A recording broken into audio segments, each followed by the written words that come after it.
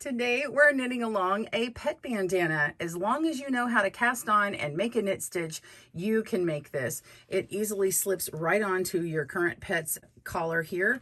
We've got 3 different sizes, small, medium, and large. You can choose to keep it solid and work with scrap yarn. You could make it a gradient. You could even stitch on your pet's initial or their whole name, or even try this fun little paisley design, and I'll have the pictures to that on our blog. We've got the free pattern for you down at the description link below. Let's get started and stitch this along together. Welcome to Good Knit Kisses. We're all about helping you stitch your love and love your stitches. First, this is Ranger. Don't you love him? He is modeling our large size pet bandana and he just loves his. I made it out of wool to wick the moisture away from him and it doesn't start absorbing. So keep that in mind when you're choosing your yarn. That's just a cool property of a wool yarn, but this is a great stash buster project. You don't have to work with wool. You can use acrylic or whatever. I just wouldn't recommend a cotton yarn because it's going to absorb the moisture too much. And then you're just going to have a wet bandana that can just irritate around their skin.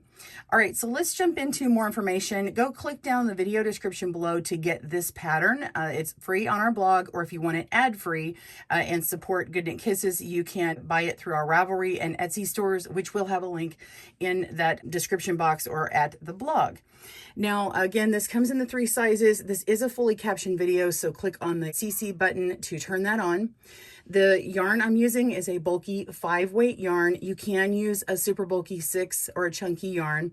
I'm using Red Heart and Italian Story Vera, and this is a color Note, which is that blue color in his bandana. There's also Pietra, which is a gray, and Cafe, which is a brown kind of color.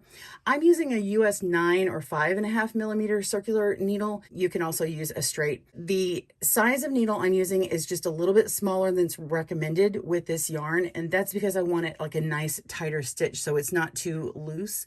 I just want my gauge a little bit tighter. A stitch marker is a good idea just to mark your right and wrong sides just for some of the instructions, and then a tapestry needle if you want to measure, which we do call out some measurements rather than rows. If you're using this this one, you don't have to measure, but I left the measurements in there, so use a measuring tape.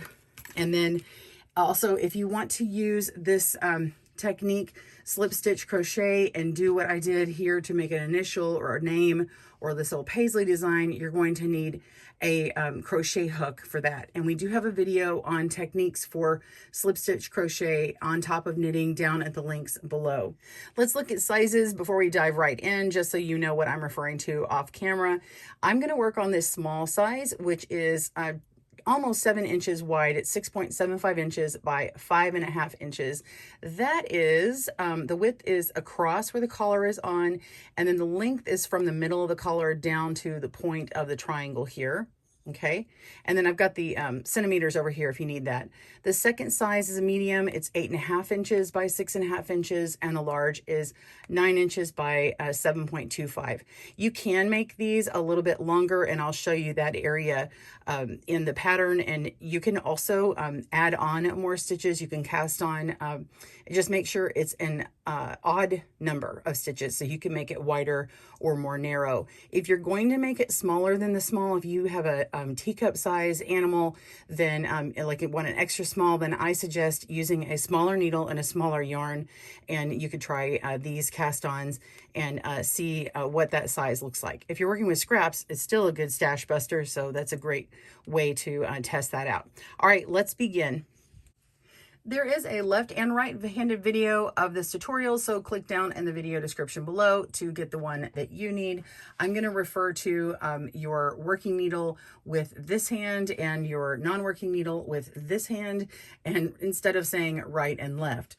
All right, so if you want to use straights, go ahead and grab those. If you're using circular, I'll be using that. It's the same technique either way. I've got my stitch marker to mark my right side, and if you don't want to see me how to make the long tail cast on, if you know how to do that already, go ahead and cast on 27 stitches for the small, 33 for the medium, and 37 for the large. All right, we're going to pull out 3 times the width that we need for our little pet bandana. I got my tail. I'm going to pull out about 7 inches and do that 2 more times.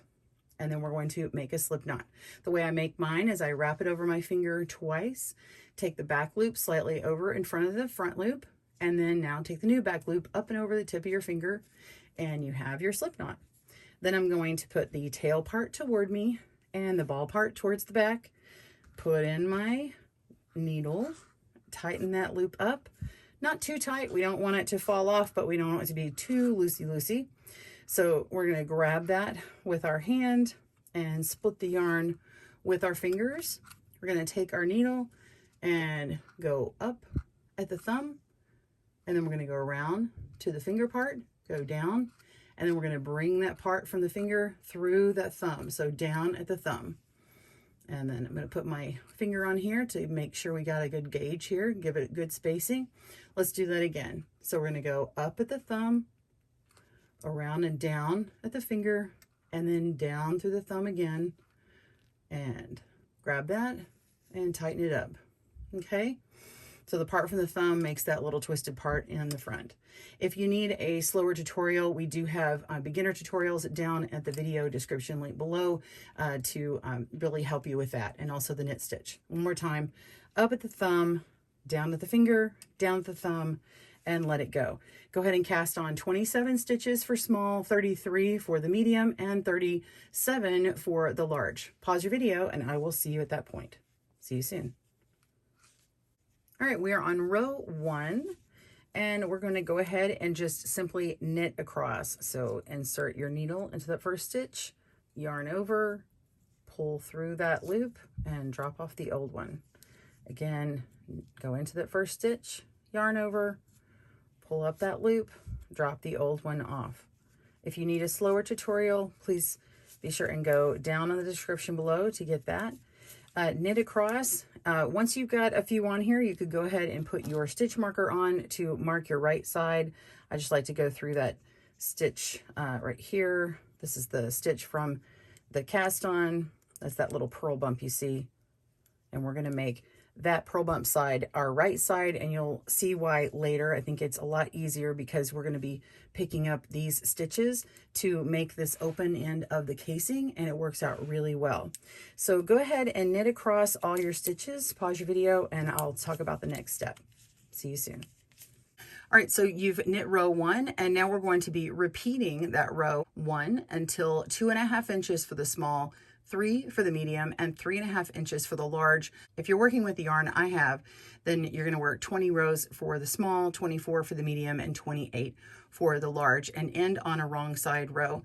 So that stitch marker is significant, so go ahead and put that on there. Work those stitches while pausing the video, and I'll meet you back up for casing for the collar. See you soon. So you've worked your knitted length. This is about 2.5 inches for my small, 3 for the medium, and 3.5 for the large. So now what we're doing is we're moving on to the row. We're going to fold up our knitting to the back like this. I'm on the right side where my stitch marker is. We're going to fold it up like this and start working across, and we're basically hemming it as we go instead of stitching it together with needle and thread. That's what we're doing. So it makes this little casing. It's like an open-ended pocket that slides your collar right through. So let me show you the pattern. So this is the casing for the collar, row 2. Insert knitwise through first stitch and pick up first stitch from cast on, pulling through as to knit. So let's do that right now.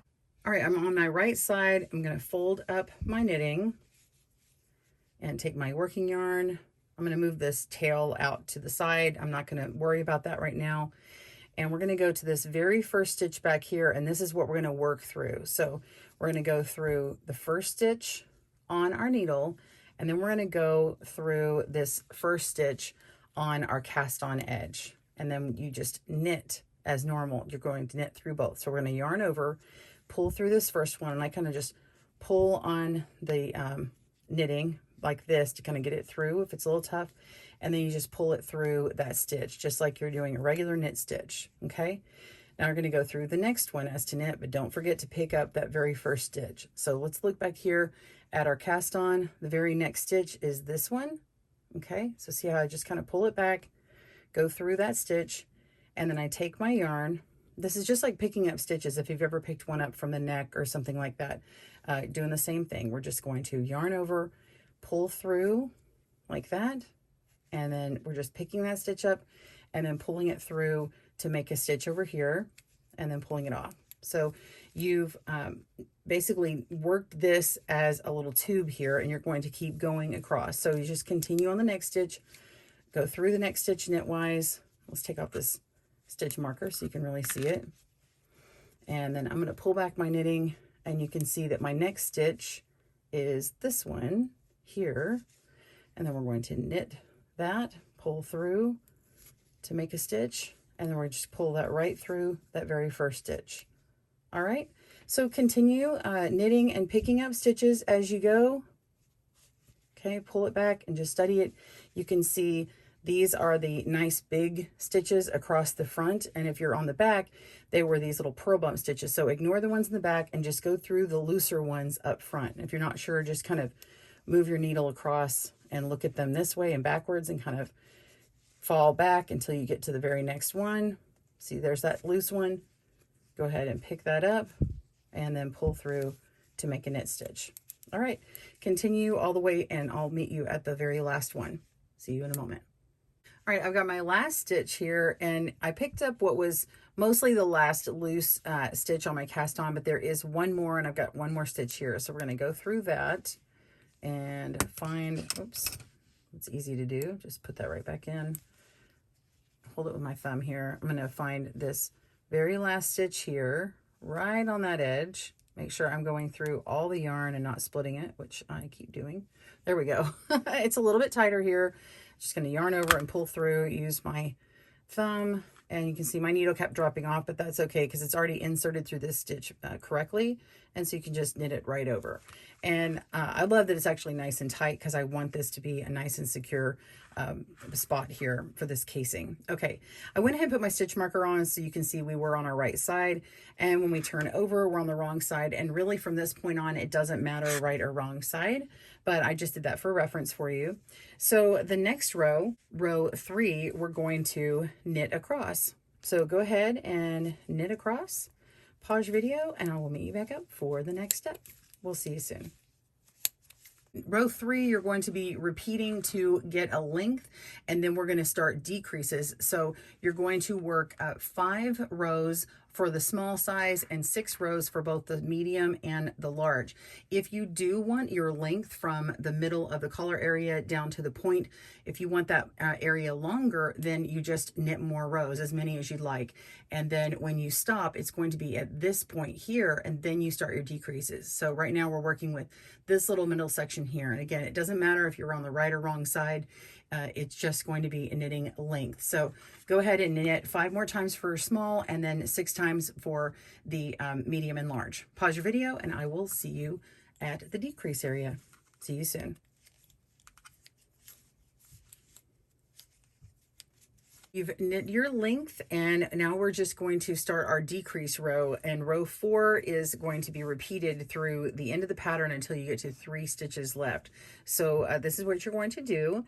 You're going to knit the first stitch, then we're going to knit 2 together. So you go into the second stitch knitwise like you're going to knit, but go through both stitches, yarn over, and pull up a loop with that new stitch, drop the old off, and then knit to the end of the row. That's it. So you're just decreasing by 1 at the beginning of each row.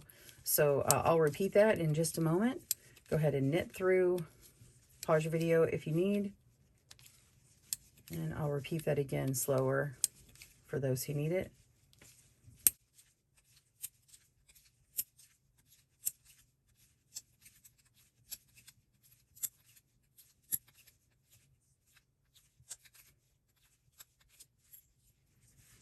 Okay, we're going to repeat that row, knit the first stitch, knit 2 together, go into the second stitch, all the way through the first stitch, okay, yarn over, and pull through both loops, just like that, and then let them fall off. Knit to the end. Go ahead and repeat that row until you only have 3 stitches left, and we'll see you at that point. See you soon. All right, we have 3 stitches left on our needles, and we want to do a center double decrease. So we're going to be slipping these first 2 stitches. It's slip 2, knit 1, pass the 2 slip stitches over. So this is how you do that. You're going to go in as if you were going to knit both 2 stitches together, except then you just slide off your non-working needle so it slips them over knitwise over here. And so the first stitch that's on there is your center one, and then this will make everything line up really nice to a point. So then we're going to knit into the second stitch, okay, and then we're going to slip these 2 or pass these 2 stitches over. So 1 and 2, and then you're left with this center stitch. So you just pull on it, go ahead and cut your yarn, pull that out, and now you have a nice pretty point on your knit bandana. And you can just take your tapestry needle and weave in the tail. So I have a video on how to weave in tails, and you can click down at that link below or in the cards here, but you can just weave it in into either side. This happens to be the wrong side, that's the right side. It doesn't really matter, but notice that the only difference really here is this right side looks kind of smooth and this side has a little bitty line on it. It doesn't really matter. I usually weave in my tail into what's going to be the back. So I just kind of go up right through here, pull that through, and go on up until I can get into the garter stitch.